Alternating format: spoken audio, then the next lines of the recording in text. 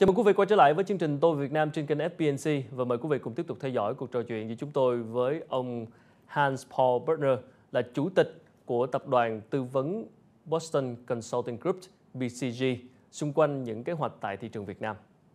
So how do Asian business leaders and CEOs look at consultants nowadays?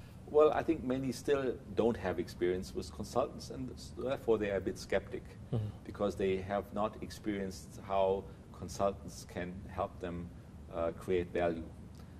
And so it's very important to create a first experience. And so very often when we do start with companies, for example here in Vietnam, we start in a very small way on a very specific issue, on a specific problem that the company needs to resolve. And then we do help them. We get to know the clients get to know us, and we develop a relationship of respect and trust. And then they see how we can help them, how they can benefit, and that is usually the beginning of a longer-term relationship. And how do you manage the conflicts between consultants and business managers when you are not on the same page? Well, I think it's very important to challenge each other. So it's, for us, we try to bring new perspectives, but we also need to make sure that we tailor our ideas and approaches to the needs of the client. So it must be a very client-specific solution. Now, when there's disagreement, we need to talk about, the different sides, the different views. Sometimes, it could be that we are wrong. Sometimes it's the client, and then we need to really engage very intensely with each other to find out what the right approach is. At times, and I would say most times we do find an alignment, but there are also situations where the client insists on doing it his or her way, which is very different from what we would recommend. And then usually that is the time to part ways. I think it's the very right of the client to do it his or her own way. But I think if we feel it could be really problematic, it could be a big mistake, we will continue to say so and not just say, okay, if you want it this way, we'll do it this way. So what seem to be the key differences between in consulting cultures and approach between the West and Asia? I'm not so sure whether there are so many differences between the West and the East. I would say within a country, even within sometimes the same industry, you find very different clients with very different approaches. We have in Asia still lots of entrepreneurs, people who have built up something, who have very strong opinions. That is less so in the West, where many companies are corporations with an executive committee or a CEO that are not owners of the company. That, of course, is different. When I started working in Germany as a consultant, I did work also with entrepreneurs, people who really have built things from scratch. They are very energetic people. They are very strong-willed people. And they're not always easy to convince that they may be on a wrong path. You find that probably more often in Asia because you have a lot more entrepreneurs as clients. So what would you do in that case? Well, I think one needs to engage very, very intensely and probably take more time in order to convince a client. And I have that experience here in Asia, and I'm also personally working together with a number of entrepreneurs in India, for example, in Southeast Asia, and in China. And usually we have found a good way of working together. But it is a more intense and much more personal interaction because people say, I have built this business, it's my money. I can imagine. I've been successful with this business model, but maybe the business model has to change. And then you have to wrestle with the client to convince him or her that the business model is no longer the success model and that every success model has a half time and changes are needed.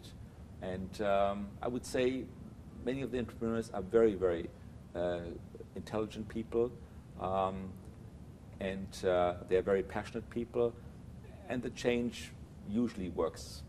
Specifically, do you have any experience with the Vietnamese entrepreneurs? What would be your impression on them? I think they are also very passionate, very engaged, very hardworking, and I must say I'm very impressed with what has been built in terms of private business over the last 20 years. It is just quite amazing what I've seen, and obviously, I think Vietnamese people are well educated, highly skilled, and extremely hardworking.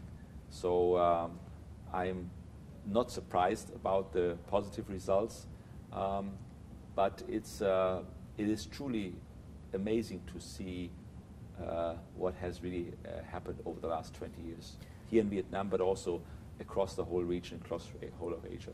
What challenge you the most when you do consulting for a business in Asia market?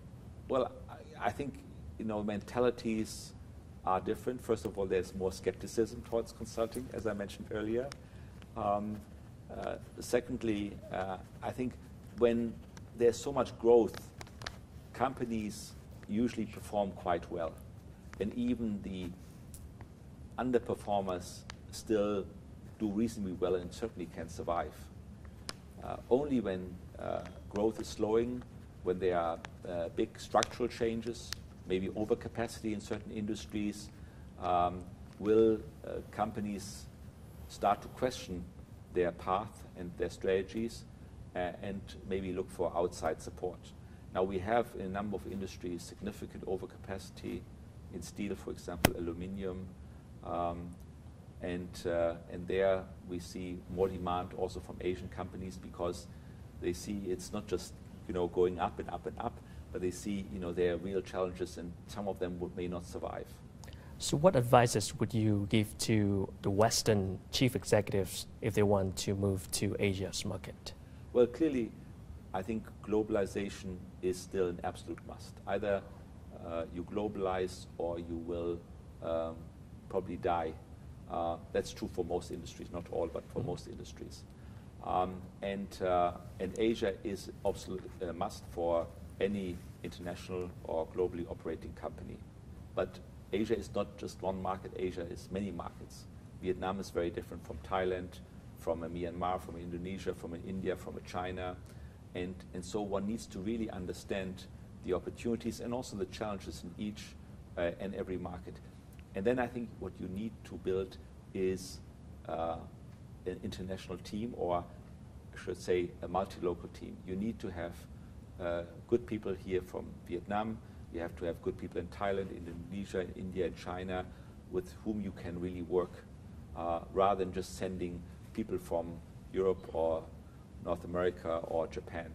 And building that local leadership takes a while, but it's so important.